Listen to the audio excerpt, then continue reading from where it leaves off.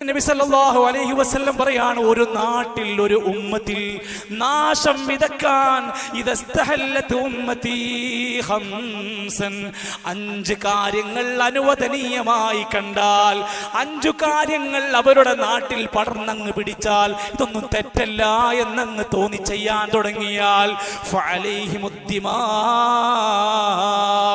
അവിടെ അവരുടെ മേൽ നാശവും തകർച്ചയും വ്യാപിക്കുന്നതാണ്. എണ്ണിക്കോളി, 5 എണ്ണം ഉണ്ട്. ഈ 5 എണ്ണം ഒരു കൗമിൽ പടർന്നാൽ ആ നാട് നശിച്ചു. നിങ്ങൾ എന്ത് ലോകരാജ്യാണെന്ന് പറഞ്ഞാലും, എത്ര വലിയ വലിയ സൗധങ്ങൾ ഉണ്ടെന്ന് പറഞ്ഞാലും, ഏതാള് ഭരണം നടത്തിയാലും ആ നാടിന്റെ നാശമാണ്. ഒന്ന്, ഇദാ വഹറത്തലാഉൻ, ശാപം അധികരിക്കാൻ തുടങ്ങിയാൽ, കാണുമ്പോൾ അങ്ങോട്ടും ഇങ്ങോട്ടും ശപിക്കുന്ന വർത്തമാനങ്ങൾ, ഭാര്യ ഭർത്താവിനെ ശപിക്കുക, മക്കള് മാതാപിതാക്കളെ ശപിക്കുക, കണ്ടുമുട്ടുന്ന പരസ്പര സുഹൃത്തുക്കൾ അങ്ങോട്ടും ഇങ്ങോട്ടും ശപിച്ചുകൊണ്ട് സംസാരിക്കാൻ തുടങ്ങിയാൽ ഒരു ജനത നശിക്കുന്നതിന്റെ അടയാളമാണ്. 2, വശരിബുൽ ഹുമൂർ, മദ്യപാനം പെരുകിക്കഴിഞ്ഞാൽ. വായിച്ചോ, കഴിഞ്ഞ ക്രിസ്മസിന് 157 കോടി മദ്യം കുടിച്ചത് കേരളക്കാരാണ്. വെറും ദിവസങ്ങൾക്കുള്ളിൽ ബെവ്കോയുടെ ഔട്ട്ലെറ്റുകളിൽ കണക്ക് പ്രകാരമുള്ള അതാണെങ്കിൽ കണക്കിൽ പെടാത്തതും അല്ലാത്തതുമായ എത്ര കോടികളാണ് മനുഷ്യർ മദ്യത്തിന്റെ പേരിൽ കുടിക്കുന്നത്.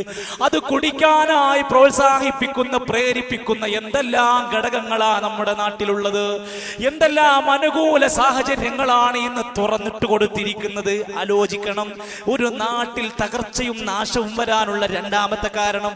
3, വലബിസുൽ ഹരീർ, പുരുഷന്മാര് പട്ടുവസ്ത്രം ധരിക്കുന്നത് കണ്ടാൽ, അവർക്ക് വിലക്കപ്പെട്ട ആ വസ്ത്രം അവർ ധരിക്കുന്ന ഒരവസ്ഥ നാട്ടിൽ വന്നാൽ. 4, വത്തഖദുൽ ഖൈനാത്ത്, നർത്തകിമാർ പെരുകിക്കഴിഞ്ഞാൽ. ഡാൻസ് നീറ്റ് അടക്കാൻ തുടങ്ങിയ കുട്ടികളെ മുതൽ ഇന്ന് ചാനലുകളിൽ ഡാൻസ് പഠിപ്പിക്കുകയാണ്, അതിന് പ്രോത്സാഹനം കൊടുത്തുകൊണ്ടിരിക്കുകയാണ്. അതിൽ മുസ്ലിം ഉമ്മമാരും ബാപ്പമാരും പോയിരുന്ന് അഭിമാനികളായി കയറിയിരിക്കുമ്പോ ഈ ഹദീസൊക്കെ ഒന്ന് നെഞ്ചത്ത് കൂടെ കുറിച്ചു വെച്ചോ. വത്തഖദുൽ ഖൈനാത്ത്,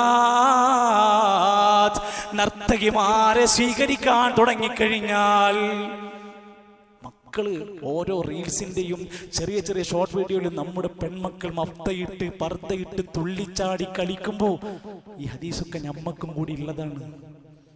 5 വഖ്തഫി അർരിജാലു ബിർരിജാൽ വന്നിസാഉ ബിന്നിസാ.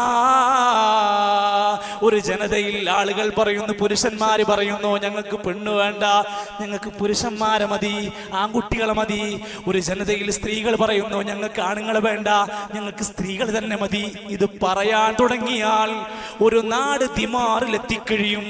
നശിക്കുന്നവർ ഈ നാശത്തിന്, കോടതിയുടെ ഈ നാശത്തിന്, ജനങ്ങളുടെ ജനകീയതയ്ക്കു വേണ്ടി എന്ത് മഴവില്ലെന്ന പൊന്നാര അഴക് കൊണ്ട് വിരിച്ച് അതിന്റെ പുറംമോടിയിൽ ഇതാണ് ജനങ്ങളുടെ മുമ്പിലേക്ക് ഇട്ടുകൊടുക്കും. നിങ്ങൾ കേട്ടു, പണ്ടൊരു കാലഘട്ടത്തിൽ നമ്മുടെ മുമ്പിലേക്ക് ഫെമിനിസ്റ്റുകൾ വാദിച്ചത് എന്താ?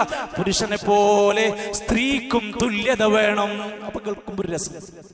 അത് കഴിഞ്ഞ് പിന്നീട് പറഞ്ഞു, സ്ത്രീയും പുരുഷനും തമ്മിൽ വലിയ വ്യത്യാസമൊന്നുമില്ല. എന്തിനാ 2 ടോയ്ലറ്റ്, എന്തിനാ 2 ഹോസ്റ്റല്, എന്തിനാ 2 സെപ്പറേറ്റ് ആക്കുന്നത്, അത് വലിയ വ്യത്യാസമൊന്നുമില്ല. ഇപ്പൊ നമ്മൾ എന്താ കേൾക്കുന്നത്? എന്തിനാണ് ആണായി നടക്കുന്നത്? അവർക്ക് പെണ്ണായി നടക്കാനാണ് ഇഷ്ടമെങ്കിൽ ശരീരം പെണ്ണാക്കി മാറ്റണം. ഒരു പെണ്ണെന്തിനാ പെണ്ണായി നടക്കുന്നത്? അവൾക്ക് ഇഷ്ടം ആണാകാനാണെങ്കിൽ സ്ത്രീ എന്നതിന്റെ എല്ലാ സൗന്ദര്യങ്ങളും അവർ മാറ്റിവെച്ചുകൊണ്ട് പുരുഷനായി നടക്കണമെന്ന് പഠിപ്പിക്കുന്ന എത്രയോ ആളുകൾ മരണത്തിലേക്ക് നയിക്കുന്ന ഈ പുതിയ കാഴ്ചപ്പാട് നിങ്ങൾ വിചാരിക്കുന്നുണ്ടോ ഇതേതോ വിദേശ രാജ്യങ്ങളിലെ സംസാരമാണെന്ന്? അല്ല, നമ്മുടെ വീട്ടിനുള്ളിലെ കുട്ടികളുടെ വർത്തമാനത്തിൽ ഈ സംസാരം വന്നിട്ടില്ലേ? ചോദിച്ചു നോക്ക്, നമ്മുടെ +2 ഡിഗ്രിക്കും പഠിക്കുന്ന കുട്ടികളിൽ എത്ര പേര് ഈ ടെൻഡൻസിയിലേക്ക് പോയിട്ടുണ്ട്? ലിബറലിസം എന്നൊക്കെ കേൾക്കുമ്പോൾ നമ്മളൊക്കെ വിചാരിക്കാണ് അതൊന്ന് വലിയൊരു സംഭവം, വേറെ ഏതോ നാട്ടിലുള്ളതാന്ന് വിചാരിക്കണ്ടോ? നമ്മുടെ വീടിന്റെ മുറ്റത്ത് നമ്മുടെ മക്കളുടെ മനസ്സിനുള്ളിൽ കയറിയിട്ടുണ്ട്. ഞാൻ അത്ര ഇവിടെ പറയാൻ കഴിയുന്നു. അതുകൊണ്ട് ഏറ്റവും ലളിതമായി സുന്ദരമായി നമ്മൾ മനസ്സിലാക്കുക, ഒരു കൗമിന്റെ നാശത്തിന്റെ ഹേതു നമ്മുടെ കരങ്ങളിലുണ്ട്. പുരുഷൻ പുരുഷനായി നടക്കുക, സ്ത്രീ സ്ത്രീയായി നടക്കുക. എത്രത്തോളം ലാ യൽബസുൽ മർഅത്ത് ലിബാസുൽ റിജിൽ, ഒരു പുരുഷൻ ഒരു സ്ത്രീയുടെ വസ്ത്രം ധരിച്ച് നടക്കരുത്, ഒരു സ്ത്രീ പുരുഷന്റെ വസ്ത്രം ധരിച്ച് നടക്കരുത്.